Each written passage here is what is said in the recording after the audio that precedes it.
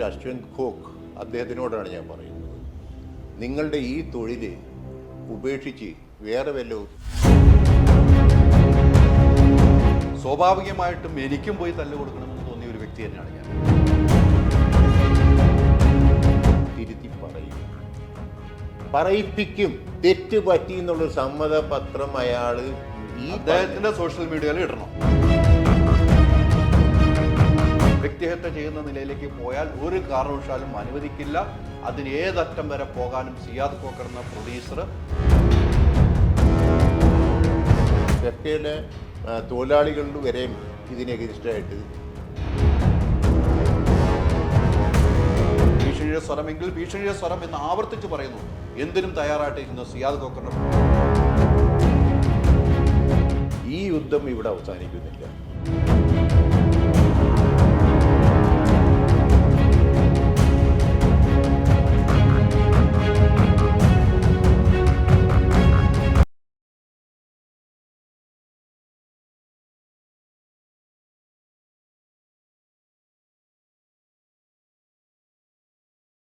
ഒരു സിനിമ ഇറങ്ങി, മാരിവില്ലും ഗോപുരം. ആ സിനിമ നല്ല അഭിപ്രായമായി തിയേറ്ററുകൾ ആളുകൾ കാണുന്നു, ഫാമിലി സഹിതം കണ്ടുകൊണ്ടിരിക്കുന്ന സമയത്ത് കഴിഞ്ഞ ദിവസമാണ് അശ്വന്ത് ഘോഷ് എന്ന കോമാളി, ഞാൻ കൃത്യമായിട്ട് കോമാളി എന്ന് തന്നെ പറയും, കാരണം അദ്ദേഹത്തിന് വലിയ പോരാട്ടം നടത്തിയ ഒരു വ്യക്തിയാണ്. അന്നൊന്നും ആരും എൻ്റെ കൂടെ കൂടിയില്ല, അവരൊക്കെ എനിക്കെതിരെ കമൻറ്റുകൾ ഇട്ട് ആസ്വദിച്ച് സന്തോഷം നടന്നവരുണ്ട്. മാരിവില്ലും ഗോപുരം സിനിമ ഇറങ്ങിയപ്പോൾ അദ്ദേഹം പറഞ്ഞൊരു റിവ്യൂ ഉണ്ട്. ആ റിവ്യൂ പറയുമ്പോൾ നമ്മളൊന്നും എന്നും ഇഷ്ടപ്പെടുന്ന നമ്മുടെ പ്രിയപ്പെട്ട മ്യൂസിക് വിദ്യാസാഗറിനെ കുറിച്ച് വരെ വളരെ മോശമായിട്ട് പറഞ്ഞു. സിയാദ് ഖോക്കർ, അദ്ദേഹത്തിൻ്റെ മകളാണ് ഈ സിനിമയുടെ നിർമ്മാതാവ്. കോക്കേഴ്സ് ഫിലിം എത്രയെത്ര നല്ല സിനിമകൾ നൽകി. ആ സിനിമയ്ക്കെതിരെ ഇത്ര നെഗറ്റീവ് പറയുകയും പിന്നീട് അദ്ദേഹത്തിന് തന്നെ സ്വയം തോന്നി അത് പിൻവലിക്കുകയും ചെയ്തിരിക്കുന്നു. ഈ സത്യങ്ങൾ എന്താണ്? അദ്ദേഹത്തിന് ഈ റിവ്യൂ പറയാൻ വേണ്ടി ആരാണ് സമീപിച്ചത് എന്ന് അദ്ദേഹം വ്യക്തമാക്കണം. അശ്വന്ത് ഘോഷ് തന്നെ വ്യക്തമാക്കണമെന്നാണ് ഞാൻ പറയുന്നത്. കാരണം അത്രമാത്രം ഒരു സിനിമയെ കൊല്ലുന്ന നിലയിൽ അദ്ദേഹത്തെ ഓരോ ആളുകളെയും വ്യക്തിഹത്യ ചെയ്യുന്ന നിലയിലാണ് റിവ്യൂ പറയുന്നത്. എന്നാൽ ചില സിനിമകൾ അദ്ദേഹം നല്ല അഭിപ്രായം പറയുന്നു. അദ്ദേഹം മോശം അഭിപ്രായം പറഞ്ഞ സിനിമകൾ ഗംഭീരമായി ഓടിയ ചരിത്രവുമുണ്ട്. ഇതുമായി ബന്ധപ്പെട്ട് നമ്മുടെയൊക്കെ പ്രിയപ്പെട്ട സിയാദ് ഖോക്കറാണ്, കോക്കേഴ്സ് ഫിലിമിൻ്റെ ഓണർ സിയാദ് ഖോക്കർ നമ്മോടൊപ്പം ചേർന്നു. സിയാദ് നമസ്കാരം. നമസ്കാരം. ഞാൻ തുടക്കത്തിൽ പറഞ്ഞതുപോലെ നല്ല രീതിയിൽ അഭിപ്രായം വരുന്നു. നമ്മൾ ആ സിനിമ കാണുകയും നമുക്ക് ഇഷ്ടപ്പെടുകയും ചെയ്തു. ആ സിനിമ വേറെ രീതിക്കാണ് ചിത്രീകരിച്ചിരിക്കുന്നത്. നല്ല നല്ല പാട്ടുകൾ, എന്നും പാട്ടിനെ ഇഷ്ടപ്പെടുന്ന സിയാദ് ഖാൻ നല്ല പാട്ടുകൾ കൊണ്ടുവരിക്കുന്നു. അശ്വന്ത് ഘോഷ് വളരെ മോശമായിട്ട് റിവ്യൂ ചെയ്യുന്നു. അതിനുശേഷം അദ്ദേഹം പിൻവലിക്കുന്നു. സിയാദ് ഖാൻ എങ്ങനെയാണ് ഇത് മനസ്സിലാക്കുന്നത്? എനിക്ക് ആദ്യമായിട്ട് പറയാനുള്ളതെന്ന് വെച്ച് കഴിഞ്ഞാൽ, ഇത് ഇവിടം വെച്ച് അവസാനിക്കുന്നില്ല. എന്ന് വെച്ചാൽ അദ്ദേഹം പിൻവലിച്ചു എന്ന് പറയണ ഒരു ഇതിനോട് എനിക്ക് യോജിപ്പില്ല. എന്ന് വെച്ച് കഴിഞ്ഞാൽ വായിക്കേണ്ടവർ വായിച്ചു കഴിഞ്ഞിരിക്കുന്നു ആ റിവ്യൂസ് കാര്യങ്ങൾ. തീർച്ചയായിട്ടും പൊതുസമൂഹത്തിൽ ഏറ്റവും കൂടുതൽ വൃത്തികെട്ട രീതിയിൽ കാര്യങ്ങൾ പറയുന്നവർക്ക് വ്യൂവർഷിപ്പ് കൂടും. അത് എനിക്കറിയാവുന്നൊരു സത്യമാണ്. ഇദ്ദേഹത്തിനെ പറ്റി, യശ്വന്ത് ഘോഷ് എന്ന് പറയുന്ന അദ്ദേഹത്തിനെ പറ്റി ഞാൻ വളരെ നേരത്തെ തന്നെ അറിഞ്ഞിരുന്നുണ്ടായിരുന്നു. എൻ്റെ അറിവിലുള്ള കാര്യമാണ്. പക്ഷേ അപ്രതീക്ഷിതമായത്, അതായത് സിനിമ റിലീസ് ചെയ്ത് വെരി നെക്സ്റ്റ് ഡേ ഇതിലെ സംവിധായകനടക്കം, ഹീറോ അടക്കം, സ്ത്രീകളെ അടക്കമുള്ള കാര്യങ്ങൾ എൻ്റെ മകളുടെ പേര് തന്നെ പോയിൻ്റ് ഔട്ട് ചെയ്തിട്ടുള്ള പ്രൊഡക്ഷനെ പറ്റി വളരെ മോശമായ രീതിയിൽ, അതായത് സിനിമക്കൊരു വാല്യൂ ഉണ്ട്, ഏത് സിനിമക്കാണെങ്കിൽ അതിൻ്റെ വാല്യൂ ഉണ്ട്. ഈ അഭിപ്രായങ്ങൾ പറയാം. തീർച്ചയായിട്ടും നമ്മളെടുക്കുന്ന സിനിമകൾ 100% എല്ലാവരും അഭിപ്രായം പറഞ്ഞുകൊള്ളണം, നല്ല രീതിയിൽ അഭിപ്രായം പറഞ്ഞുകൊള്ളണം എന്നുള്ളത് ഞാൻ വിശ്വാസത്തിലല്ലോ ഉള്ള ആളല്ല ഞാൻ. പക്ഷേ ഇദ്ദേഹത്തിൻ്റെ കമൻസ് അതിൽ വന്നേക്കുന്നത് സിനിമയെപ്പറ്റിയല്ല. അതായത് സിനിമ നിർമ്മാതാവിനെയും അതിലെ അഭിനേതാക്കളെയും അതേമാതിരി അതിൻ്റെ ടെക്നീഷ്യൻസിനെയും മൊത്തം. ഏറ്റവും സങ്കടകരമായ കാര്യം, 1 മില്യൺ കവറേജ് കിട്ടിയ വിദ്യാസാഗറിൻ്റെ 2-3 സോങ്ങുകൾ ഇതിലുണ്ട്.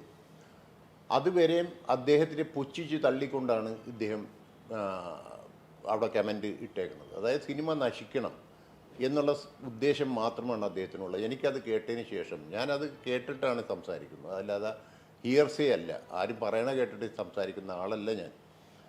അപ്പം അദ്ദേഹം അത് മാറ്റിയിട്ടുണ്ടെങ്കിൽ തീർച്ചയായിട്ടും അദ്ദേഹത്തിന് ആ സിനിമ ഇഷ്ടപ്പെട്ട് കാണും.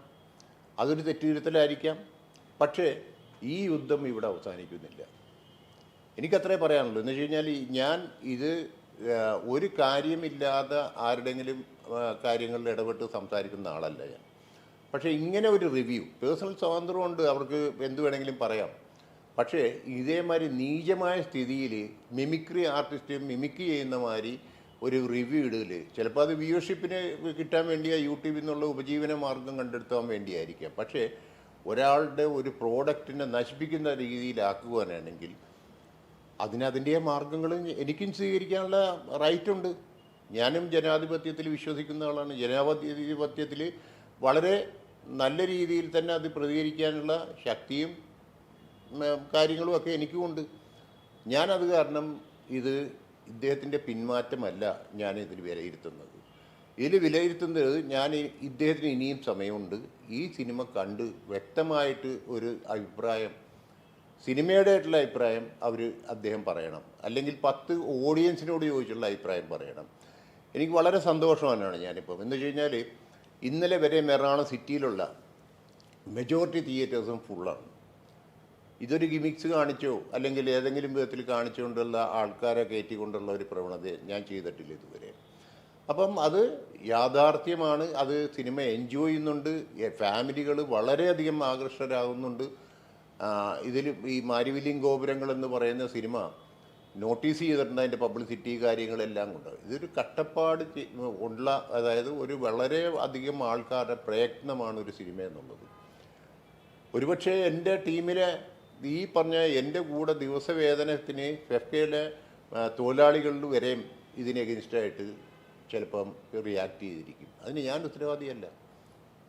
ഉത്തരവാദിയല്ല. ബിക്കോസ് അവർക്ക് 40 ദിവസത്തോളം ഷൂട്ട് ചെയ്തപ്പോഴത്തേക്കും 100 ചില്ലാനം ആൾക്കാരുടെ 40 ദിവസത്തെ ശമ്പളവും അവരുടെ ഭക്ഷണവും കാര്യങ്ങളും കൊടുത്തതിന് നന്ദി സൂചകമായിട്ട് അവർ തീർച്ചയായിട്ടും ഈ സിനിമയെ ഇഷ്ടപ്പെട്ടിട്ട് അവരെന്തെങ്കിലും പ്രകോപനപരമായിട്ട് കാര്യങ്ങൾ ചെയ്യുന്നുണ്ടെങ്കിൽ അത് ജനാധിപത്യമല്ല എന്ന് പറയുന്നത് നമുക്ക് സ്വീകരിക്കാൻ പറ്റുന്ന ഒരു കാര്യമല്ല. പക്ഷേ അത് ഞാൻ കമ്മീഷണർ ഓഫീസിൽ കംപ്ലയിൻറ്റ് കൊടുത്തിട്ടുണ്ട്. നമ്മുടെ ഹൈക്കോർട്ടിൻ്റെ വിധിപ്പകർപ്പ് പഠിച്ചതിന് ശേഷം ആദ്യമായിട്ട് റിപ്പോർട്ട് ചെയ്യേണ്ട കമ്മീഷണറുടെ അടുത്താണ്. അതുവരെ അടുത്ത് റിപ്പോർട്ട് ചെയ്യാൻ പറഞ്ഞിട്ടുണ്ട്. അത് റിപ്പോർട്ട് ചെയ്തിട്ടുണ്ട്. വെരി നെക്സ്റ്റ് ഡേ തന്നെ, ശനിയാഴ്ച തന്നെ ഞാൻ അതിൻ്റെ കംപ്ലയിൻറ്റ് ലോഡ് ചെയ്തിട്ടുണ്ട്. അപ്പോൾ അത് ഏതറ്റം വരെയും പോയാലും ഇതിൽ ഒരു കാര്യം മനസ്സിലാക്കേണ്ട മിസ്റ്റർ അശ്വന്ത് ഘോഷ്, അദ്ദേഹത്തിനോടാണ് ഞാൻ പറയുന്നത്, നിങ്ങളുടെ ഈ തൊഴിൽ ഉപേക്ഷിച്ച് വേറെ വല്ല ഇതിലേക്ക് പോകാനാണ് നല്ലത്. ബിക്കോസ് കാശുണ്ടാക്കാൻ പല മാർഗങ്ങളുമുണ്ട്, പ്രശസ്തി നേടാനും പല മാർഗങ്ങളുണ്ട്. എന്ന് വെച്ചാൽ എൻ്റെ ചെറുപ്പകാലങ്ങളിൽ തനിനിറം പത്രം എന്ന് പറയുന്ന ഒരു പത്രം ഉണ്ടായിരുന്നു, ഗീതാ പത്രം എന്ന് പറഞ്ഞ പത്രങ്ങളുണ്ടായിരുന്നു. അതിലെ കണ്ടൻസ് അന്ന് ഈ ഞാൻ ചെറുപ്പം ആയതുകൊണ്ടിട്ട് ഞാൻ അതിൽ വരുന്ന വാർത്തകൾ എന്നെപ്പോലുള്ള ചെറുപ്പക്കാർ വളരെയധികം വായിച്ചിരുന്നു. ബിക്കോസ് അതിലൊക്കെ സെക്സ് ഓറിയൻറ്റഡ് കണ്ടൻസ് ഉണ്ടായിരുന്നു. തുറന്നു പറയാൻ എനിക്കൊരു മടിയുമില്ല. അപ്പോൾ അങ്ങനെ ആസ്വദിക്കുന്ന ഒരു ആസ്വാദകരെ വെച്ചുകൊണ്ടാണ് നിങ്ങൾ ജീവിതം മുമ്പോട്ട് പോകണമെങ്കിൽ തീർച്ചയായിട്ടും അതിൽ നിന്ന് നിങ്ങൾ വിരമിക്കേണ്ടി വരും. യാതൊരു സംശയവും വേണ്ട. ഞാനിത് എൻ്റെ മാരിവില്യം ഗോപുരങ്ങൾ എൻ്റെ മകൾ നിർമ്മിച്ച ഈ സിനിമയെപ്പറ്റി മാത്രമല്ല സംസാരിക്കുന്നത്. ഇന്ന് ഞാൻ സംസാരിക്കുന്നത് ഹോൾ മലയാളം ഇൻഡസ്ട്രീന് വേണ്ടിയാണ്. തീർച്ചയായിട്ടും ആ സംഘടനകളെല്ലാം തന്നെ ഹൈക്കോർട്ടിൽ നിങ്ങൾക്കെതിരായി മൂവ് ധരിക്കുന്ന ഇതിൽ കക്ഷി ചേർന്നിട്ടുണ്ടെങ്കിലും അത് പോരാ എന്നാണ് ഞാൻ പറയുന്നത്. എന്ന് വെച്ച് കഴിഞ്ഞാൽ ബലത്തിന് ബലം തന്നെ കാണിക്കണം. അല്ലാതെ ഏതെങ്കിലും വിധത്തിൽ കക്ഷി ചേർന്നുകൊണ്ടിട്ടോ ഒരു കേസ് നടത്തിക്കൊണ്ടോ അതൊരു ഇമ്മീഡിയറ്റ് എഫക്റ്റ് ഉണ്ടാകില്ല. ഇമ്മീഡിയറ്റ് എഫക്റ്റ് ഉണ്ടാവണമെന്നുണ്ടെങ്കിൽ അതിൻ്റെ മാർഗങ്ങൾ സ്വീകരിച്ചേ പറ്റൂ. ചിലപ്പോൾ ഞാൻ അങ്ങനെ ഒരു മാർഗം തേടുമ്പോഴത്തേക്ക് എന്നെ ജയിലിലടക്കാം. ഞാൻ ക്രിമിനൽ ഒരു ഇതിൽ പശ്ചാത്തലത്തിലായിരിക്കും ചെയ്യണത്. പക്ഷേ അങ്ങനെ ആയാലും നമുക്ക് ബെയിലബിളാണ്. അപ്പോൾ അത് എന്നെക്കൊണ്ട് ചെയ്യിപ്പിക്കരുത് എന്നാണ് എനിക്ക് പറയാനുള്ളത്. മിസ്റ്റർ അശ്വന്ത് ഘോഷ് എന്ന് പറയുന്ന ആൾ പല സിനിമകളെ, ഒരു ദിവസം ഓടാത്ത സിനിമകളെ വരെയും വലിയ രീതിയിൽ പ്രശംസിച്ച് പറഞ്ഞിട്ടുള്ള അനുഭവം ഇതിൽ തന്നെ എനിക്കെന്നെ അറിയാവുന്നത്. അതെന്തുകൊണ്ടിട്ടാണ്, ആരുടെ പ്രേരണയാണ്? ഹൈദരാലി ചോദിച്ച മാതിരി തന്നെയാണ് ഞാനും ചോദിക്കുന്നത്. ആരുടെ പ്രേരണ, ആർക്ക് വേണ്ടിയാണ് നിങ്ങൾ വർക്ക് ചെയ്യുന്നത്? നിങ്ങൾക്ക് സ്വന്തം കുടുംബം നടത്താനാണോ? അല്ലെങ്കിൽ കുറച്ച് വൃത്തികെട്ട വർത്തമാനം പറഞ്ഞിട്ട് ആൾക്കാരെ ആകർഷിക്കാനാണോ? എന്താണ് നിങ്ങളുടെ ഉദ്ദേശം? സിനിമയെപ്പറ്റി വിലയിരുത്താനുള്ള നിങ്ങളുടെ കാഴ്ചപ്പാട് എന്താണ് എന്ന് വ്യക്തമാക്കണം. തീർച്ചയായിട്ടും വ്യക്തമാക്കണം. നിങ്ങളൊരു ഫേസ്ബുക്ക് പോസ്റ്റ് ഇട്ടുകൊണ്ടോ ഒരു യൂട്യൂബ് പോസ്റ്റ് ഇട്ടുകൊണ്ടോ ഒന്നും സിനിമയെ ബാധിക്കില്ല. നല്ല സിനിമയാണെങ്കിൽ ഓടിയിരിക്കും, യാതൊരു സംശയവും വേണ്ട കാര്യത്തിൽ. അശ്വന്ത് ഗോഖിനെ ഒരു കമൻറ്റിനെ ആശ്രയിച്ചാണ് മലയാള സിനിമ പോകുന്നതെങ്കിൽ നിങ്ങൾ വരിക, നിങ്ങൾ എന്നെ സിനിമ പഠിപ്പിക്കണം. എന്നെ സിനിമ പഠിപ്പിച്ചിട്ട് എങ്ങനെയാണ് സിനിമ എടുക്കേണ്ടത്. ഇത്രയും കൊല്ലം 45-50 കൊല്ലത്തോളം ഞാൻ സിനിമാ വ്യവസായത്തിൽ നിന്നുകൊണ്ടും സിനിമ നടത്തിയിട്ടുണ്ടെങ്കിൽ അത് തെറ്റ് തിരുത്താൻ, നിങ്ങൾക്ക് തെറ്റ് തിരുത്തി കാണിച്ചു തരണമെന്നുണ്ടെങ്കിൽ എന്നെ നേരിട്ട് വന്ന് കണ്ട് എന്നോട് ഇങ്ങനെയല്ല സിനിമ എടുക്കേണ്ടത്, നിങ്ങൾ ഇത്രയും കൊല്ലം എടുത്ത സിനിമകളൊക്കെ ഇങ്ങനെയല്ല എടുക്കേണ്ടിയിരുന്നത്, ഞാൻ പറഞ്ഞു തരാം എന്ന് പറഞ്ഞാൽ എനിക്കൊരു ക്ലാസ് എടുക്കൂ. ആ ക്ലാസ്സിൽ ഞാൻ കൺവിൻസ്ഡ് ആണെങ്കിൽ തീർച്ചയായിട്ടും ഞാൻ തെറ്റ് തിരുത്തും, എൻ്റെ മക്കളെ തിരുത്തിപ്പിക്കും. പക്ഷെ അതിന് പകരം ഇങ്ങനെയുള്ള വൃത്തികെട്ട രീതിയിലുള്ള ഒരു സംഭവം ആണ് നിങ്ങൾ ഉദ്ദേശിക്കണമെങ്കിൽ അത് എന്നെപ്പോലുള്ള തൻ്റെ ഇടമുള്ള ഭാഷ മാറിപ്പോകും ചിലപ്പോൾ ഞാൻ പറഞ്ഞു കഴിഞ്ഞാൽ. അങ്ങനെ ഉറപ്പുള്ള ആൾക്കാരുടെ അടുത്ത് കളിച്ചു നോക്കണം, എന്നാലേ നിങ്ങൾക്കത് മനസ്സിലാവും. നിങ്ങൾക്ക് തീർച്ചയായിട്ടും ഈ പറഞ്ഞ മാതിരി കുറേ കേസുകളും കാര്യങ്ങളും അതിൻ്റെതായിട്ടുള്ള വിധത്തിൽ നിങ്ങൾ ആൾക്കാരെ കണ്ടിട്ടില്ല. അങ്ങനെയുള്ളവരെ നിങ്ങൾ കണ്ടിട്ടുള്ളൂ, അവിടെ ഒതുങ്ങിപ്പോകുന്ന ആൾക്കാരെ നിങ്ങൾ കണ്ടിട്ടുള്ളൂ. അല്ലെങ്കിൽ നിങ്ങൾക്ക് ഇങ്ങനെ പറഞ്ഞു കഴിഞ്ഞാൽ ഏതെങ്കിലും ഒരു പ്രതിഫലം തന്നുകൊണ്ട് ചെയ്യുന്ന ആൾക്കാരെ നിങ്ങൾ കണ്ടിട്ടുള്ളൂ.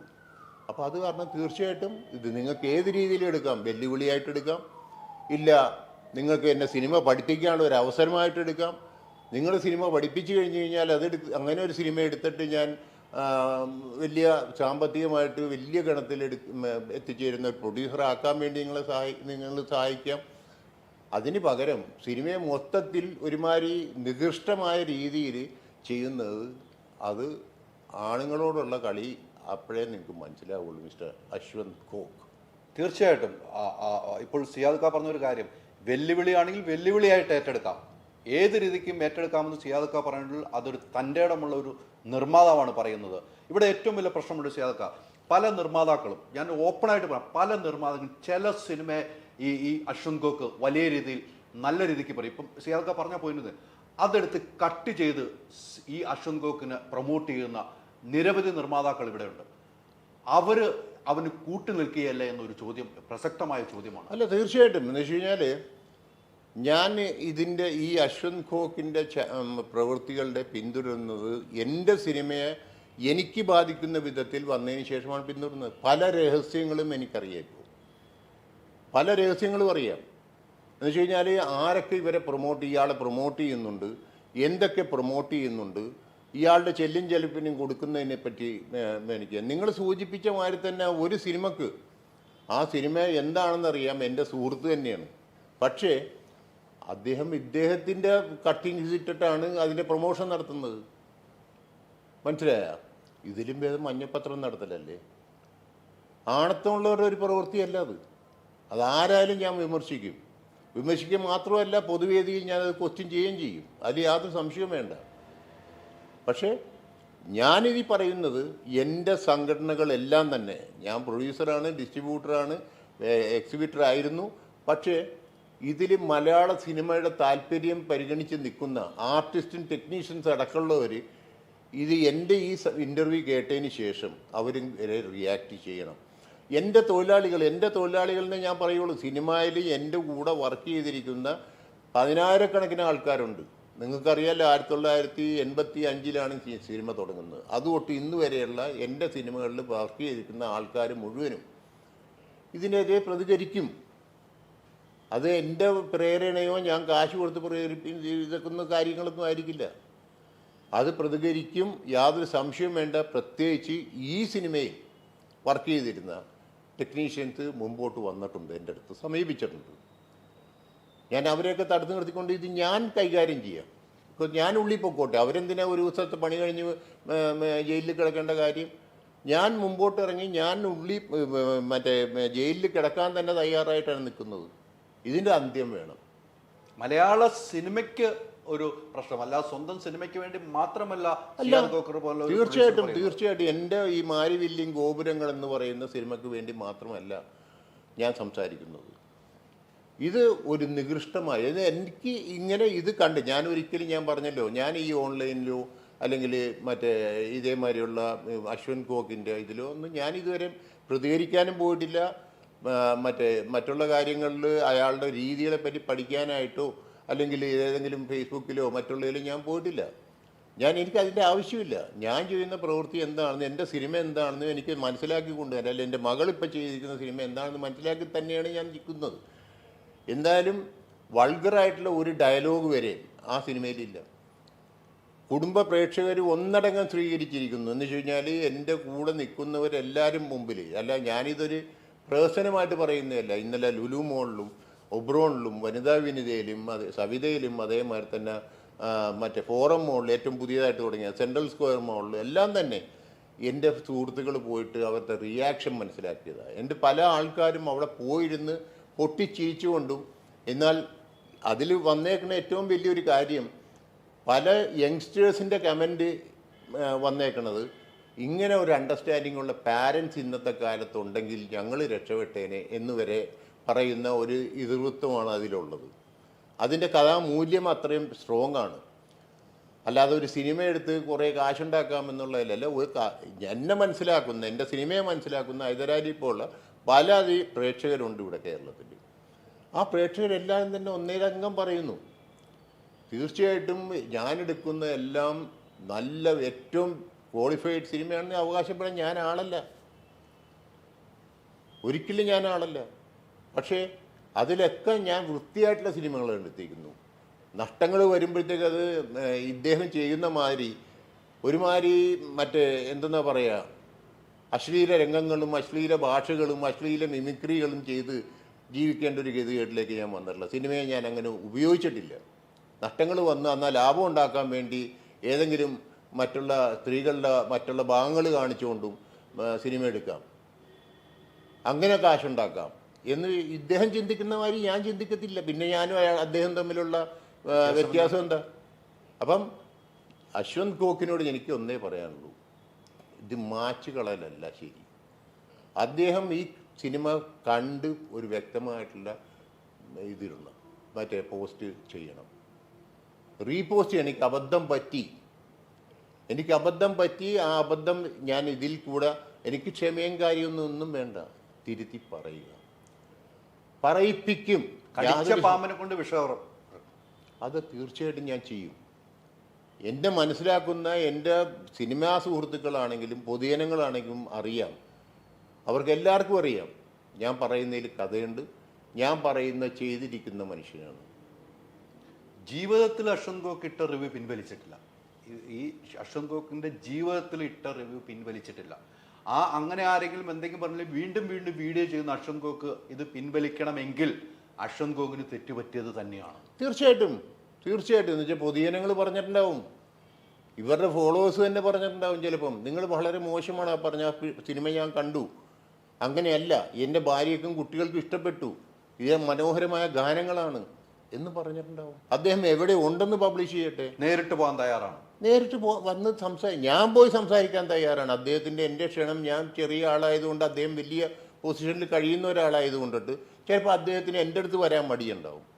ഞാൻ അങ്ങോട്ട് പോവാം, വിളിച്ചിട്ട് ഇന്ന സ്ഥലത്ത് ഞാനുണ്ട്, ഏതെങ്കിലും 5 സ്റ്റാർ ഹോട്ടലിലുണ്ട്, അല്ലെങ്കിൽ എൻ്റെ വീട്ടിലുണ്ട്, നിങ്ങൾ ഇവിടം വരെയും വരൂ എന്ന് പറയാനുള്ള ധൈര്യം അദ്ദേഹം കാണിക്കട്ടെ. ഞാൻ പറയുന്നു, ഞാനിവിടെയുണ്ട്, എറണാകുളത്തുണ്ട്, എറണാകുളം സിറ്റിയുടെ നടുവിലുള്ള സ്ഥലത്താണ് എൻ്റെ ഓഫീസ്, അപ്പോൾ അവിടെ വരട്ടെ. അല്ലെങ്കിൽ ഞാനിത് അങ്ങേരുടെ അടുത്ത് പോണതിൽ എനിക്കൊരു മോശക്കേടും തോന്നുന്നില്ല. വലിയൊരു മഹാനെ കാണാൻ പോകുന്നതിന് ഞാനെന്തിനാ, രാഷ്ട്രപതി ഇവിടെ വരുമ്പോൾ ഒരു ഇൻവിറ്റേഷൻ എനിക്ക് തന്നെയാണെങ്കിൽ ഞാൻ പോകണം, അല്ലെങ്കിൽ രാഷ്ട്രപതി ഇവിടെ വരണമെന്ന് ഞാൻ പറയുമോ? അത് വളരെ മോശമായിട്ടുള്ള ഒരു സംഭവമല്ലേ ഞാൻ അങ്ങനെ ചെയ്യണമെങ്കിൽ. ഞാൻ ഇന്ന് കമ്മീഷണറെ കാണും, ഇന്ന് നമ്മളെ CMൻ്റെ ഓഫീസിൽ ശശി സാറിനെ ബന്ധപ്പെടും, ഇങ്ങനെയുള്ള കാര്യങ്ങൾ മുഴുവനും ഞാൻ ചെയ്യും. അവരോടും പറയും, ഞാൻ എന്തെങ്കിലും വിധത്തിൽ ഒരു തെറ്റായ പ്രവൃത്തി ചെയ്ത് എന്നെ അറസ്റ്റ് ചെയ്യണമെങ്കിൽ നിങ്ങൾ വേറെ ഒന്നും ധരിക്കരുതേ, ഇത് ഇൻഡസ്ട്രിയുടെ ശാപമായി മാറാതിരിക്കാൻ വേണ്ടി ചെയ്യുന്ന ഒരു പ്രവൃത്തിയായിട്ട് നിങ്ങൾ കണ്ടു സ്വയം ഏറ്റെടുക്കാൻ തയ്യാറാണ്. യാതൊരു സംശയവും വേണ്ട ആ കാര്യത്തിൽ. പലരും എന്നെ വിളിച്ചിരുന്നു, ഇത് അശ്വന്ത് ഗോക്കിൻ്റെ ഒരു റിവ്യൂ എന്തോ പിൻവലിക്കില്ല. എനിക്കറിയില്ല, ഞാൻ അദ്ദേഹം പിൻവലിച്ചാലും വേണ്ടിയില്ല പിൻവലിച്ചിലും വേണ്ടിയില്ല, തെറ്റ് പറ്റി എന്നുള്ളൊരു സമ്മതപത്രം അയാൾ ഈ അദ്ദേഹത്തിൻ്റെ സോഷ്യൽ മീഡിയയിൽ ഇടണം. യാതൊരു സംശയവും വേണ്ട ആ കാര്യത്തിൽ. അതുവരെ ഞാൻ ഫൈറ്റ് ചെയ്യും. മനസ്സിലായോ? അപ്പം ചിലപ്പോൾ അയാൾക്ക് പരിക്ക് പറ്റിയിട്ടുണ്ടെങ്കിൽ അയാൾ പറയുമായിരിക്കും സിയാദ് കോക്കർ ചെയ്തതെന്ന് പറഞ്ഞിട്ടുണ്ടാവും. ഞാൻ വളരെ വ്യക്തമായിട്ട് പറയുന്നു, അങ്ങനെ എന്തെങ്കിലും പരിക്ക് പറ്റിയിട്ടുണ്ടെങ്കിൽ സിയാദ് കോക്കർ നേരിട്ടേ ചെന്ന് ചെയ്യുള്ളൂ. അല്ലാതെ ഹെൽമെറ്റ് വെച്ചോ മുഖം മൂടിയോ ഒന്നും ഞാൻ ചെയ്യില്ല. യാതൊരു സംശയവും വേണ്ട ആ കാര്യത്തിൽ. ഇരുട്ടടി അടിക്കാനോ ഇതൊന്നും നമ്മുടെ ഭാഗമല്ല. നമുക്ക് ചെയ്യാനുള്ള നേരിട്ട് ചെയ്യുക. അതിന് പരിണത ഫലം എന്താണെന്ന് ഞാൻ അനുഭവിക്കാം. ബിക്കോസ് അത് സിനിമക്കൊരു പാഠമായിരിക്കും. തീർച്ചയായും. അറ്റ്ലീസ്റ്റ് സിനിമ ചരിത്രത്തിൽ ഇങ്ങനെ ഒരാൾ പോയി മറ്റേ ജയിലിൽ കിടന്നു അല്ലെങ്കിൽ തൂങ്ങി മരിച്ചു എന്നൊക്കെ പറയണത് അതൊരു നല്ല ഇതായിട്ടായിരിക്കും ഞാനത് ആക്സെപ്റ്റ് ചെയ്യണത്. തീർച്ചയായിട്ടും. ശ്രീയതൊക്കെ അതിനകത്ത് ഏറ്റവും പ്രധാനപ്പെട്ട നമ്മുടെ സംഘടനകളുണ്ടല്ലേ, നിർമ്മാതാക്കളുടെ സംഘടന, ഡിസ്ട്രിബ്യൂട്ടർ സംഘടന, തിയേറ്റർ ഉടമകളുടെ സംഘടനയുണ്ട്, തൊഴിലാളി സംഘടനയുണ്ട്. ഈ സംഘടനകളെല്ലാം ഒത്തുനിന്നാൽ ഒരു നിമിഷം കൊണ്ട് ഇല്ലാതാക്കാവുന്ന സംഭവമേ ഇവിടെ ഉള്ളൂ. അങ്ങനെ ഒത്തു നിൽക്കുന്നുണ്ട് എന്ന്, എല്ലാവരും ഒരുമിച്ച് നിൽക്കുന്നുണ്ട് എന്ന് സിയാദ് വിശ്വസിക്കുന്നുണ്ട്? ഒരുപക്ഷെ പലർക്കും ഇതൊരു പുതിയ തിരിച്ചറിവായിരിക്കാം. എന്നുവെച്ചാൽ ഈ സംഘടനകളിലെ ആൾക്കാരെല്ലാവരും തന്നെ എന്നെ വിളിച്ചിരുന്നു. എന്നോട് സംസാരിച്ചു കഴിഞ്ഞപ്പോഴത്തേക്കും ഞാൻ ഇതേ കാര്യം തന്നെയാണ്, എൻ്റെ വികാരം ഞാൻ പ്രകടിപ്പിക്കുകയാണ് ചെയ്തത്. നിങ്ങളില്ലെങ്കിലും ഞാൻ ചെയ്യും. നിങ്ങൾ ഉദ്ദേശിക്കുന്ന ഈ സംഘടനകൾ ഇല്ലെങ്കിലും എൻ്റെ ദേഹത്തോ എൻ്റെ കുടുംബത്തിൻ്റെ ദേഹത്തിലോ ഒരാൾ തൊട്ടാൽ എനിക്ക് ആരുടെയും സഹായം വേണ്ട. ഞാൻ നേരിട്ട് തന്നെ, ഞാൻ വ്യക്തമായിട്ടല്ലേ സംസാരിക്കുന്നത്, അല്ലാതെ ഹൈഡ് ആൻഡ് സീക്ക് ഗെയിം ഇല്ല ഇതിൽ. തീർച്ചയായിട്ടും. അപ്പം ഇതിൽ ഞാനത് നേരിട്ട് തന്നെ ചെയ്യും. തുറന്നു പറഞ്ഞിരിക്കുന്നു. അദ്ദേഹം വേണമെങ്കിൽ അടുത്ത പോലീസ് സ്റ്റേഷനിൽ വധശ്രമത്തിന് ഇങ്ങനെ റിക്ലെയർ ചെയ്തിരിക്കുന്നു ഞാൻ എന്നും പറഞ്ഞ് സ്റ്റേഷനിൽ പോയി കംപ്ലയിൻറ്റ് ചെയ്യട്ടെ, എന്നെ അറസ്റ്റ് ചെയ്യട്ടെ, ഒരു പ്രശ്നമില്ല ആ കാര്യത്തിൽ. ഞാനത് നേരിട്ട് ചെന്ന് ആ സ്റ്റേഷനിൽ സറണ്ടർ ചെയ്ത്, പക്ഷേ സറണ്ടർ ചെയ്യുന്നതിന് മുമ്പ് ചില റിയാക്ഷൻസ് ഉണ്ടാവും. മനസ്സിലായ? രണ്ടും കൽപ്പിച്ചാണ്. തിങ്കളും ചൊവ്വയും ബുധനും ഈ ദിവസങ്ങളിൽ എൻ്റെ എല്ലാ ജീവിതത്തിലെ പ്രശ്നങ്ങളും മാറ്റിവെച്ച് ഇതൊന്നും ഒരു കാര്യം മാത്രം ഫോക്കസ് ചെയ്തിട്ടാണ് ഞാൻ ഇന്നത്തെ ദിവസം തുടങ്ങിയിരിക്കുന്നത്. 2 ദിവസം എടുത്തു. എന്ന് വെച്ച് കഴിഞ്ഞാൽ പുള്ളീനെ ട്രേസ് ചെയ്യാനായിട്ട് എനിക്ക് 1 ദിവസത്തെ സമയം വേണ്ടി വന്നു. പിന്നെ രണ്ടാമത്തെ കാര്യം, അദ്ദേഹത്തിൻ്റെ വേറെ ബോട്ട്സ് അറിയണമായിരുന്നു. അപ്പോഴാണ് അറിയുന്നത് അദ്ദേഹത്തിൻ്റെ വീട്ടിൽ പുള്ളിയില്ല. പുള്ളി വിവിധ ലോഡ്ജുകളിലോ റൂമുകളിലോ അല്ലെങ്കിൽ കാറിലോ ഇരുന്നിട്ടാണ് റിവ്യൂ ചെയ്യുന്നത്. റിവ്യൂ ഒന്നും പറയാൻ പറ്റില്ല കേട്ടോ.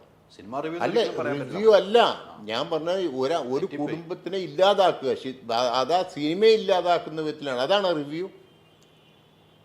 ടി.പി. ശാസ്ത്രമംഗലവും അതേമാതിരി തന്നെ കാക്കനാടിനും ഒക്കെ എഴുതിയിരുന്ന റിവ്യൂസ് വായിച്ച് വളർന്നവരാണ് ഞങ്ങൾ. എത്ര മാനമായിരുന്നു. കുറ്റം കുറ്റമായിട്ട് പറയും, സാഹിത്യം സാഹിത്യമാണെന്ന് പറയും, അല്ലെങ്കിൽ അല്ല എന്ന് പറയും, വരികളുടെ അർത്ഥങ്ങൾ പറയും. അത് നിങ്ങളുടെ ഈ മറ്റേ ഗിരീഷ് പുത്തഞ്ചേരി ആണെങ്കിലും കൈതപ്പുറം ദാമോദരൻ നമ്പൂരി ആണെങ്കിലും ഏത് പഴയകാല മറ്റേ ലിറിസിസ്റ്റ് ആണെങ്കിലും അദ്ദേഹം അതിലുപയോഗിക്കുന്ന പദങ്ങളെ വരെ വെച്ചിട്ട് ക്രിട്ടിസൈസ് ചെയ്തിട്ടുണ്ട്. ഇതൊക്കെ കണ്ടറിയാം സിനിമ. ഇവനെന്തറിയാം? അതല്ലേ ഞാൻ പറഞ്ഞു, എന്നെ വന്ന് പഠിപ്പിക്കാൻ. ഇവൻ എന്തറിയാം എന്നുള്ളത് എന്നെ വന്ന് പഠിപ്പിക്കട്ടെ, ഞാൻ മറ്റുള്ളവർക്ക് പകരാം. ഇയാൾ ക്രിട്ടിസൈസ് ചെയ്യുന്ന സിനിമയിലെ എല്ലാ പ്രൊഡ്യൂസേഴ്സിനെയും ഞാൻ വിളിച്ചു വരുത്താം. എന്നിട്ട് പറയാം, ഇങ്ങനെയല്ല നിങ്ങൾ സിനിമ ചെയ്യേണ്ടത്, ഞാൻ വരെയും തിരുത്തപ്പെട്ടിരിക്കുന്നു. ഈ ചിലവരില്ലേ, ഒരു പോർഷൻ കഴിയുമ്പോഴത്തേക്കും മതം മാറുക എന്ന് പറയുന്ന ജീവിതം ഉണ്ടല്ലോ ഇപ്പം. അതൊരു ഫാഷനാണ്. ഞാൻ ഇതുവരെയും ഇസ്ലാമായിരുന്നു, നാളെ തൊട്ട് ക്രിസ്ത്യാനിയാണ് എന്ന് പറയണ മാതിരി എൻ്റെ ധാരണകൾ തെറ്റാണെങ്കിൽ ഞാൻ തിരുത്താൻ തയ്യാറാണ്. അപ്പം സിനിമ അത് ഇതുവരെ ഉള്ള ആൾക്കാരെ മുഴുവനും ഞാൻ വിളിച്ചു വരുത്തി, എൻ്റെ ചെലവിൽ വിളിച്ചു വരുത്തി. അത് സംഘടനാ തലത്തിലല്ല, എൻ്റെ പേഴ്സണൽ ലെവലിൽ ഞാൻ വിളിച്ചു വരുത്തി. നിങ്ങൾക്കൊക്കെ അബദ്ധം പറ്റിയിരിക്കുന്നു, ഞാനടക്കം. അശ്വന്ത് ഗോക്ക് പറയുന്ന പാഠം ഇതാണ് എന്ന് പറഞ്ഞാൽ അവരെ തിരുത്തിയിട്ട് അവരെ ഇനിയെങ്കിലും രക്ഷപ്പെടുത്താൻ പറ്റുമല്ലോ. അതെ അതെ, എനിക്കും രക്ഷപ്പെടാം, കൂട്ടത്തിൽ എൻ്റെ മകൾക്ക് രക്ഷപ്പെടാം. ഇത് മാരിവില്ലിൻ ഗോപുരങ്ങൾ ഒരു അവസാന സിനിമയല്ല കോക്കേഴ്സ് ഫിലിമിൻസിൻ്റെ, കോക്കേഴ്സ് മീഡിയ എൻ്റർടൈൻമെൻറ്റ്സിൻ്റെ ലാസ്റ്റ് സിനിമയല്ല. തീർച്ചയായിട്ടും ഈ കൊല്ലം തന്നെ ഒരു പടം വേറെ പ്രൊഡ്യൂസ് ചെയ്യുന്നുണ്ട്, വെബ് സീരിയൽ ചെയ്യുന്നുണ്ട്. അങ്ങനെ പല ആംഗിളിൽ ചിന്തിക്കുന്നവരുടെ എൻ്റെ മകളിലേക്ക് ഇതെന്ത് പകർന്നു, എന്താണ് പകരാൻ ശ്രമിക്കുന്നത്, അത് പൂർത്തീകരിച്ചിരിക്കും. നല്ല സിനിമകളുണ്ടാവും, കളക്റ്റീവ് സിനിമകളായിരിക്കും. പക്ഷേ ഇങ്ങനെ ഒരുത്തിനൊന്ന് ഇറങ്ങി തിരിച്ചു കഴിഞ്ഞാൽ ഞാൻ പിന്മാറുന്ന ആളല്ല. തീർച്ചയായിട്ടും പിന്മാറുന്ന ആളല്ല. എനിക്ക് ആ സിനിമയിലെ അവൻ്റെ റിവ്യൂ കേട്ടപ്പോൾ സ്വാഭാവികമായിട്ടും എനിക്കും പോയി തല്ല് കൊടുക്കണമെന്ന് തോന്നിയ ഒരു വ്യക്തി തന്നെയാണ് ഞാൻ. കാരണം അതിൽ പറഞ്ഞ വാക്കുകൾ, അതിൽ ഓരോ ആളുകളെ നാഷണൽ അവാർഡ് വിന്നറായ നായികയെക്കുറിച്ച് പറയുന്നത്, നേരത്തെ നമ്മൾ പറഞ്ഞ മ്യൂസിക്കിനെ കുറിച്ച് പറയുന്നത്, ഇന്ദ്രജിത്തിനെ പറയുന്നത്, അതിൽ ഓരോ ആക്ടറെയും കുറിച്ച് പറയുന്നത് വളരെ മോശമായിട്ടാണ്. ഞാൻ എത്ര അദ്ദേഹം പറഞ്ഞു കഴിഞ്ഞാലും ഇനി ഈ കോക്ക് ഞാൻ പറഞ്ഞാൽ എനിക്ക് ചിലപ്പം വളരെയധികം എന്തെന്ന് കഴിഞ്ഞാൽ വളരെ മാന്യമായിട്ടാണ് ഞാനിപ്പോൾ സംസാരിക്കുന്നത്. എനിക്കുകൊണ്ട് വേറൊരു ഫേസ്, എൻ്റെ ജീവചരിത്രം നോക്കിയാൽ ആ ഫേസിൽ കൂടെ കടന്നു വന്നവനാണ് ഞാൻ. അപ്പോൾ എനിക്കും അറിയാം ഇവനെ സ്വാധീനിക്കുന്നുണ്ടോ ചില നിർമ്മാതാക്കൾ? തീർച്ചയായിട്ടും. അല്ലാതെ ഈ വിവരക്കേടുള്ള എല്ലാവരും പെർഫെക്റ്റ് അല്ല, ആരും പെർഫെക്റ്റ് അല്ല ഈ ലോകത്ത്. പക്ഷേ ഇവരെ പ്രൊമോട്ട് ചെയ്യേണ്ടത് അവരവരുടെ ആവശ്യമാണ്. അല്ലെങ്കിൽ ഒരു റൈവൽറി ബിസിനസ്സിലാകുമ്പോൾ തീർച്ചയായിട്ടും കോമ്പറ്റീഷൻ ഉണ്ടാവും, റൈവൽറി ഉണ്ടാവും, എല്ലാം ഉണ്ടാവും. ഇങ്ങനെ തുറന്നു പറയുന്ന എന്നെപ്പോലുള്ള, എനിക്ക് വളരെയധികം വിമർശനങ്ങൾ നേരിടേണ്ടി വന്നിട്ടുള്ള ഒരു മനുഷ്യനാണ്. എന്നുവെച്ചാൽ ഞാൻ തുറന്നു പറയും.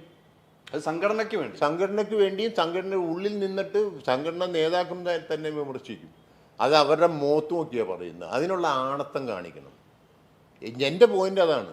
അശ്വന്ത് കോക്കിന് സ്വാതന്ത്ര്യം എന്ന് പറയുന്നത് ഈ സിനിമ കണ്ടതിന് ശേഷം സിനിമയിൽ ഇന്ന പാളിച്ചകളുണ്ട് എന്ന് പറയാം. അല്ലാതെ അതിലെ എല്ലാ ആർട്ടിസ്റ്റും ഒരുമാതിരി തീർച്ചയാണ് അത് ശരിയല്ല, ഒരു കാര്യമല്ല. അദ്ദേഹത്തിന്റെ ഇഷ്ടപ്പെടാത്ത കാര്യങ്ങൾ പറയാം. എല്ലാവരും അതാണല്ലോ റിവ്യൂ. അതാണ് റിവ്യൂ. വ്യക്തിഹത്യ ചെയ്യുന്ന നിലയിലേക്ക് പോയാൽ ഒരു കാരണവശാലും അനുവദിക്കില്ല. അതിന് ഏതറ്റം വരെ പോകാനും സിയാദ് കോക്കർ എന്ന പ്രൊഡ്യൂസർ തയ്യാറായിട്ട് തന്നെ നിൽക്കുകയാണ്. അതുകൊണ്ട് തന്നെ അശ്വന്ത് കോക്കിനെ വെല്ലുവിളിക്കുക, ഞാൻ ഇവിടെ ഉണ്ട് വരാം, അല്ലെങ്കിൽ നീ എവിടെയുണ്ട് അവിടെ വരാം എന്ന് പറയുന്നുണ്ടെങ്കിൽ അശ്വന്ത് കോക്ക് നിനക്കൊരു പാഠമായിരിക്കും. ഇത് തുറന്ന് ചങ്കൂറ്റോട്ട് പറയാൻ എനിക്കും കഴിയും. പിന്നെ അശ്വന്ത് കോക്കിൻ്റെ അടിയിൽ വന്ന് കമൻ്റ് ഇടുന്ന കമൻ്റ് തൊഴിലാളികൾ ഒരു കാര്യം ഞാൻ പറയുകയാണ്, നിങ്ങൾ സിനിമ കണ്ടിട്ട് കമൻ്റ് ഇടൂ. അശ്വന്ത് കോക്കിനെ പ്രോത്സാഹിപ്പിക്കുന്ന അവൻ്റെ എന്തെങ്കിലും വാങ്ങി തിന്നുന്ന കമൻ്റ് തൊഴിലാളികൾ ഉണ്ടെങ്കിൽ എനിക്കെതിരെ നിങ്ങൾ കമൻ്റ് ഇടുന്ന പറയാം, വെല്ലുവിളിക്കാണ്. നേരിട്ട് വാ. ഹൈദർ അലിയും വെല്ലുവിളിക്കുന്നു, നേരിട്ട് വാ, ഞാൻ കൊച്ചിയിലുണ്ട്. അല്ലെങ്കിൽ നിങ്ങൾ പറയുന്ന നിങ്ങളെ കറക്റ്റ് അഡ്രസ്സ് എനിക്കുതാ, ഞാൻ അവിടെ വരാം. ഞാനും വെല്ലുവിളിക്കുവാണ് ഇവരെ. കാരണം സിനിമയാണ് ഇല്ലാതാക്കുന്നവർ. തീർച്ചയായിട്ടും അത് യാതൊരു, ഞാൻ പറഞ്ഞേ, ഞാനിത് ഒരു ഇതായിട്ടല്ല, ജനത്തിൻ്റെ ഇടയിലേക്ക് ഇറങ്ങി ചെന്ന് പ്രസിദ്ധി നേടേണ്ട ആവശ്യമൊന്നും എനിക്കില്ല. ഇങ്ങനെ ഒരു ഇൻ്റർവ്യൂ തന്നുകൊണ്ട് മനസ്സിലായി, എനിക്കുള്ള പ്രസിദ്ധി എന്താണെന്ന് എനിക്ക് നന്നായിട്ട് അറിയാം. അപ്പോൾ ആ പ്രസിദ്ധി ഒന്നും കൂടെ വലുതാക്കാനും വേണ്ടിയല്ല ഞാൻ ഇൻ്റർവ്യൂ തന്നത്. തീർച്ചയായിട്ടും ഒരിക്കലും അല്ല, അങ്ങനെ തെറ്റിദ്ധരിക്കരുത്. അല്ലെങ്കിൽ ഇപ്പം പല മീഡിയാസിൽ നിന്ന് തന്നെ വിളിച്ചിരുന്നു ഒരു വലിയ പത്രസമ്മേളനം നടത്താനും കാര്യങ്ങളൊക്കെ. എനിക്കതിൻ്റെ ആവശ്യമില്ല, അതിൻ്റെ ആവശ്യം തന്നെ എനിക്കില്ല. ബിക്കോസ് പത്രസമ്മേളനം നടത്തിയിട്ട് എനിക്കെന്താ എഫക്റ്റ്? പബ്ലിക്കായിട്ട് കുറേ തെറി പറഞ്ഞുകൊണ്ട് എന്തെങ്കിലും എഫക്റ്റ് ഉണ്ടോ? എന്തുകൊണ്ട് ഹൈദരാലി? അതാണ് എനിക്കിവിടെ പറയാനുള്ളത്. എന്ന് വെച്ച് കഴിഞ്ഞാൽ എന്തുകൊണ്ട് ഹൈദരാലിക്ക് ഇങ്ങനെ ഒരു മുഖാമുഖം തരാനുള്ള റീസൺ എന്ന് വെച്ച് കഴിഞ്ഞാൽ സിനിമയെ സ്നേഹിക്കുന്ന ഒരു മനുഷ്യനാണെന്ന് എനിക്ക് തിരിച്ചറിവുള്ളതുകൊണ്ട് കേട്ടോ. എനിക്ക് വളരെയധികം തിരിച്ചറിവുണ്ട്. എൻ്റെ തളർച്ചയിലും വളർച്ചയിലും എല്ലാം എൻ്റെ കൂടെ നിന്ന് എനിക്ക് വേണ്ടി വല്ല ഗോസിപ്പ് ഉണ്ടാക്കലല്ല, സത്യമായിട്ടുള്ള കാര്യങ്ങൾ മനസ്സിലാക്കാൻ വേണ്ടി, സിനിമയുടെ കാര്യങ്ങൾ മനസ്സിലാക്കാൻ വേണ്ടി ശ്രമിക്കുന്ന ഒരാൾ എന്നുള്ള നിലയിലാണ് ഇന്ന് ആദ്യമായിട്ടൊരു ഇൻ്റർവ്യൂ ഞാൻ നിങ്ങൾക്ക് തരുന്നത്. തീർച്ചയായിട്ടും. അല്ലാതെ സിനിമയ്ക്കെതിരായിട്ട് പറയണം, എന്നെ സപ്പോർട്ട് ചെയ്യണം, ഞാൻ ചെയ്യണ എല്ലാ വൃത്തികേടുകളും അത് പൊലിപ്പിച്ച് കാണിക്കണം എന്നുള്ള ഒരു ആശയമുള്ള മനുഷ്യനല്ല നിങ്ങൾ എന്നുള്ള അറിഞ്ഞുകൊണ്ട് തന്നെയാണ് ഞാൻ നിങ്ങൾക്കൊരു ഇൻ്റർവ്യൂ ഇപ്പോൾ തരാൻ തയ്യാറായത്. ഞാൻ പോരാടിയതാണ് സിയാദക്ക ഈ വിഷയത്തിൽ. സിനിമയെ ഇല്ലാതാക്കുന്നത് ഇവനെതിരെ പോരാടിയ ഒരു വ്യക്തിയാണ്. നിങ്ങൾ പറയുന്ന പോരാട്ടമല്ല. ആ പോരാട്ടത്തിൽ എനിക്ക് എൻ്റെ അച്ഛനും അമ്മയിട്ട പേര് വരെ മാറ്റിയിട്ട, ഞാൻ പറയുന്നില്ല, മാറ്റിയിട്ടവനാണ് ഇവൻ. അതിനെതിരെ പോരാടിയപ്പോൾ പല ആളുകളും എൻ്റെ കൂടെ നിൽക്കാമെന്ന് പറഞ്ഞ പല നിർമ്മാതാക്കളും പിന്മാറിയ ചരിത്രമുണ്ട്. അതായത് നിങ്ങളൊരു കാര്യം പറയണം, പോരാടേണ്ട വിധത്തിൽ പോരാടണം. അതാണ് ഞാൻ. അതെ, മനസ്സിലായി. ചങ്കൂറ്റത്തോടുകൂടി തന്നെ പറയുന്നു, നിങ്ങളൊന്നും പോരാടിയത് നിങ്ങളുടെ ഭാഷത്തിലുള്ള കാര്യങ്ങളാണ്, നിങ്ങളുടെ ബോധമനസ്സിൽ വരുന്ന കാര്യത്തിൽ കൂടി നിങ്ങൾ ഇത് ചെയ്തേക്കണത്, പോരാടിയേക്കണത്. ഞാൻ പോരാടുന്ന അങ്ങനെയല്ല. ഞാനത് പറഞ്ഞു കഴിഞ്ഞു. ഞാൻ പോരാടുന്നത് നിങ്ങൾ ആരും ചെയ്യുന്ന പ്രവൃത്തി കൂടെയല്ല. അത് എനിക്ക് നല്ല ഉറപ്പുണ്ട് ആ കാര്യത്തിൽ. അതില്ലാതെ വെറുതെ ഇരുന്ന് വീമ്പ് വാക്ക് പറയുക, കാര്യങ്ങൾ എന്നെ അറിയാവുന്നവർക്ക് അറിയാതെ എങ്ങനെയാണെന്നുള്ളത്. തീർച്ചയായിട്ടും പല മീറ്റിങ്ങുകളിലും താങ്കൾ പൊട്ടിത്തെറിക്കുന്ന ഞാൻ കണ്ടിട്ടുണ്ട്. അതും മറ്റുള്ളവർക്ക് വേണ്ടിയാണ്, സ്വന്തം കാര്യത്തിന് വേണ്ടിയല്ല. അല്ല, തീർച്ചയായിട്ടും അല്ല. ഞാൻ പറഞ്ഞത് എനിക്ക് പ്രശസ്തിയുടെ ആവശ്യമില്ല. ഇനി ദൈവം എന്നെ ഇവിടം വരെയും വളർത്തി ഈ ആവശ്യത്തിലുള്ള പ്രശസ്തി തന്നിട്ടുണ്ട്. കുപ്രസിദ്ധിയാണെങ്കിലും നല്ല പ്രസിദ്ധിയാണെങ്കിലും എനിക്ക് കിട്ടിയിട്ടുണ്ട്. അപ്പോൾ അതുകൊണ്ടിട്ട് എനിക്കെന്താ? അത് കാരണം വേറൊരു കാര്യം മനസ്സിലാക്കണം. ഈ അശ്വന്ത് ഘോഷ് എന്ന് പറയുന്നത് ഘോഷിനൊരു അർത്ഥമുണ്ട്, ഇംഗ്ലീഷിലൊരു അർത്ഥമുണ്ട്. അതാണ് അയാൾ. തീർച്ചയായിട്ടും മനസ്സിലായ? തീർച്ചയായിട്ടും. അപ്പോൾ അത് കാരണം ഞാൻ ഇപ്പോഴും പറയുന്നു, ഞാൻ കൺക്ലൂഡ് ചെയ്യുന്നു, ഈ അശ്വന്ത് ഘോഷ് എന്ന് പറഞ്ഞ മഹാന് എൻ്റെ അടുത്ത് എപ്പോൾ വേണമെങ്കിലും വരാം. അല്ലെങ്കിൽ അദ്ദേഹം ഉള്ള സ്ഥലത്തേക്ക് ഞാൻ പോകാൻ തയ്യാറാണ്. എന്നെ സിനിമ പഠിപ്പിക്കൂ, അല്ലെങ്കിൽ ഞാൻ തന്നെ പഠിപ്പിക്കും. ഇത്രേ എനിക്കുള്ളൂ, വേറെ ഒന്നുമില്ല. സിമ്പിൾ. കൃത്യമായിട്ടും ഒന്നിലെ സിയാദ് ഖോഖറിന് സിനിമ പഠിപ്പിക്കുക, അല്ലെങ്കിൽ അശ്വന്ത് ഘോഷിന് സിനിമ പഠിപ്പിക്കും.